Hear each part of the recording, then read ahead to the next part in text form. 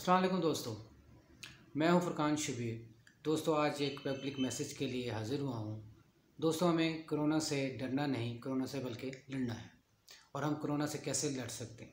सबसे पहले तो हम सोशल डिस्टेंस करके कोरोना को हरा सकते हैं। सोशल डिस्टेंस मतलब कि लोगों से मेल जोल कम से कम कर दें। इसमें दोस्तों जो सबसे अहम बात मैं समझता हूँ कि हमारे घरों का जो सेटअप है उसके अंदर हमारे हर घर के अंदर मासी माई अवेलेबल होती है।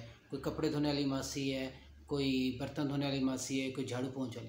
तो इन लोगों से भी थोड़ा सा सोशल डिस्टेंस रखें। कोशिश करेंगे इनको भी 14 दिन की छुट्टी दे दें, और छुट्टी इस तरह दें कि इनके घर का सेटअप भी डिस्टर्ब ना हो। इनको एडवांस पे कर दें या इनको इतना पैसा दे दें कि वो 14 दिन तक अपना लाइफ को मेंटेन रख सकें।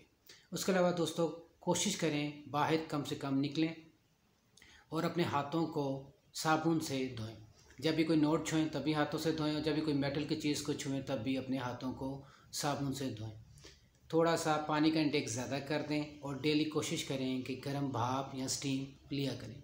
दोस्तों, ये तरीके अपना के हम कोरोना से बच सकते हैं और इस मुसीबत को लड़ सकते हैं। दुआओं में इजाज़त चाहूँगा। वस्सलाम।